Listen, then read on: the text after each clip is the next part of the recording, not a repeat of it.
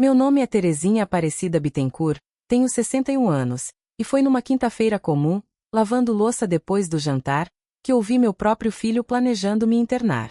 A porta da cozinha estava só encostada, e a voz dele, do outro lado, na sala, não fazia ideia de que carregava até mim, junto com o barulho baixo da televisão. Mãe não vai perceber diferença nenhuma, ele disse para a esposa, Carla. A gente fala que é uma clínica de repouso, só uns dias, aí depois a gente resolve com calma a questão da procuração.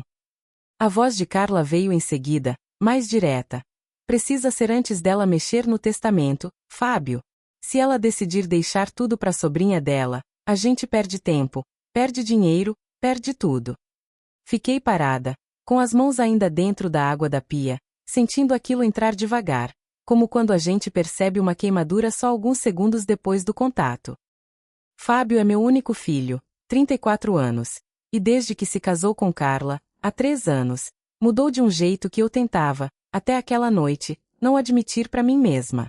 As visitas ficaram mais curtas. As perguntas sobre minha saúde vieram acompanhadas de perguntas sobre como andavam as coisas com o imóvel de Petrópolis, aquele que era da minha mãe e que, um dia, será herança.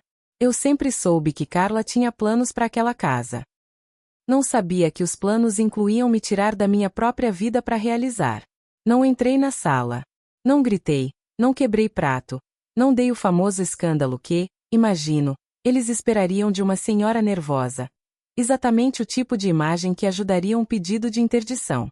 Sequei as mãos devagar, desliguei a torneira, e fui pro meu quarto, com uma calma que, se alguém tivesse me visto, teria achado estranha demais para ser real. Sentei na cama, peguei meu celular, e liguei pro Dr. Amaury Salgado. Meu advogado havia quase 15 anos, o mesmo que cuidou do inventário do meu marido quando ele faleceu. Ele atendeu no segundo toque. Eu disse só uma frase. Dr. Amaury, chegou a hora daquele documento que preparamos mês passado. Ele, do outro lado da linha, ficou em silêncio por um instante, depois respondeu. Terezinha, tinha certeza que não ia precisar tão cedo assim. Vou providenciar tudo amanhã de manhã. O que nem Fábio, nem Carla sabiam, era que aquela ligação de madrugada não era o início de nada. Era apenas a confirmação de um plano que eu já vinha construindo havia meses, em silêncio, exatamente para esse dia. Para entender por que eu já tinha um advogado de prontidão para aquele tipo de ligação, preciso voltar 2 anos, ao velório do meu marido, Osvaldo. Fomos casados 32 anos, donos de uma pequena revenda de autopeças em Petrópolis que ele construiu do zero, e que, depois que ele se aposentou por problemas no coração, passei a administrar sozinha, sem que ninguém da família achasse aquilo particularmente relevante. Fábio nunca teve interesse no negócio. Sempre disse que loja de peça é coisa antiga. Preferiu fazer faculdade de administração e trabalhar num banco em Copacabana, onde conheceu Carla, 2 anos antes do falecimento do pai dele. Desde o primeiro almoço de família com Carla, senti uma distância calculada nela, não hostilidade aberta, mas aquele tipo de gentileza que sempre vem acompanhada de perguntas específicas demais. Quanto rendia a loja, se a casa de Petrópolis, herança da minha própria mãe, estava regularizada, se eu tinha pensado em colocar tudo no nome do Fábio, para facilitar as coisas. No começo, tratei como curiosidade de nora nova. Só depois entendi que era reconhecimento de terreno. Minha sobrinha Marta, filha da minha irmã mais velha, sempre foi diferente.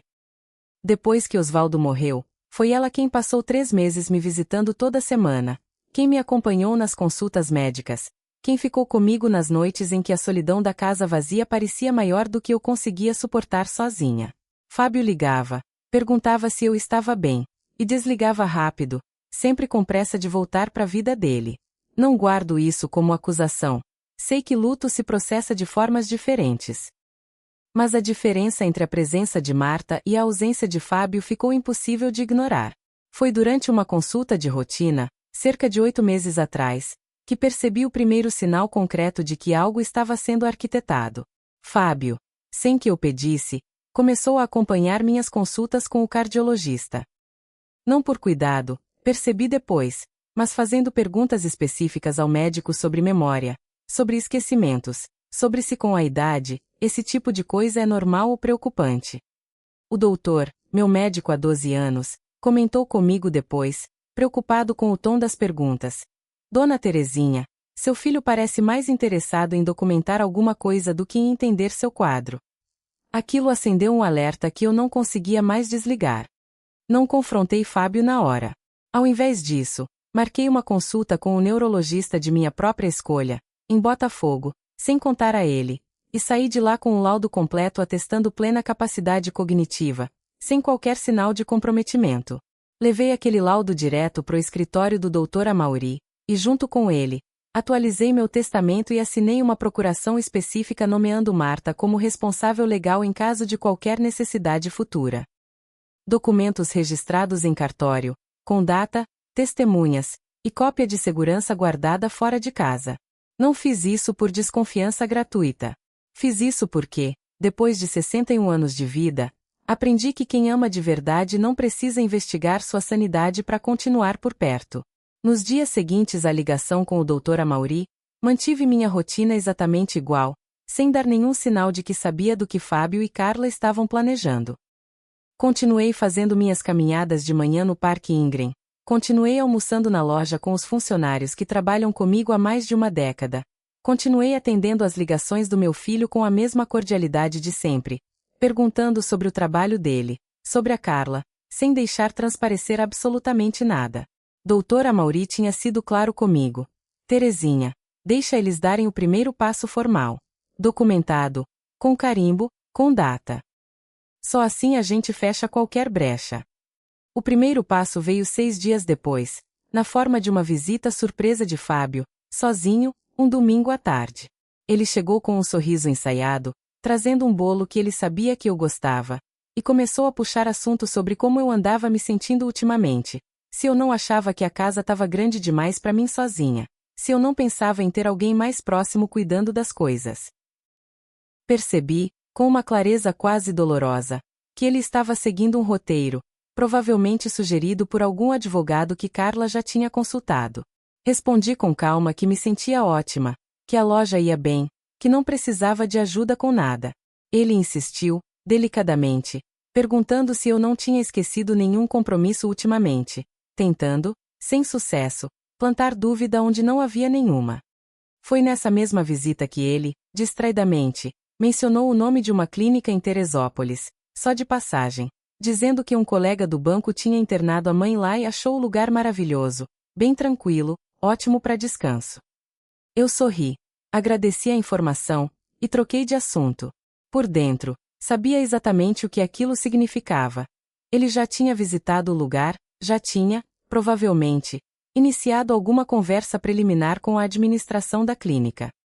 Assim que ele saiu, liguei pro Dr. Amaury e contei cada detalhe da conversa. Ele me pediu para escrever tudo, com data e hora, o mais detalhado possível, e guardar uma cópia junto aos outros documentos. Isso vira prova de intenção, Terezinha, ele disse. Continua exatamente assim, na paciência.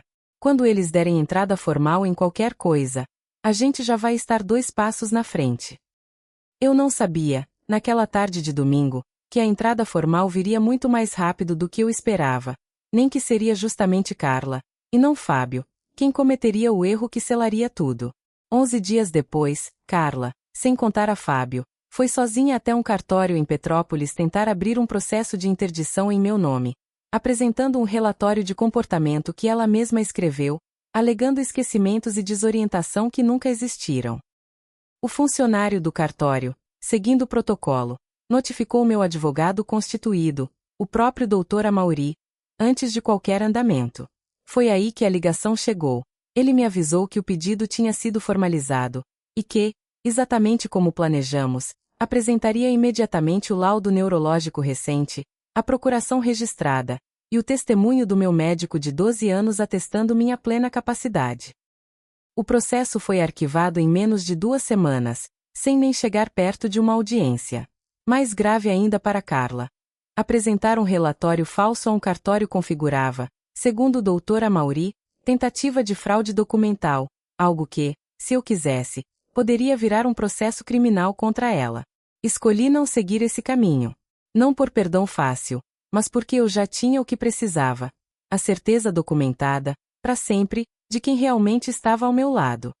Fábio apareceu na minha porta 2 semanas depois, sozinho, sem aviso, com os olhos vermelhos. Disse que não sabia dos detalhes exatos do que Carla tinha feito, que só concordou com uma conversa sobre o futuro. Eu disse que acreditava nele em parte, mas que silêncio também é escolha. Hoje, moram separados. Ele me visita sozinho, aos poucos reconstruindo alguma confiança. A casa de Petrópolis, o testamento, a procuração. Tudo permanece exatamente como registrei naquele mês, com Marta como responsável legal, do jeito que sempre deveria ter sido. Por amor comprovado, não por parentesco assumido.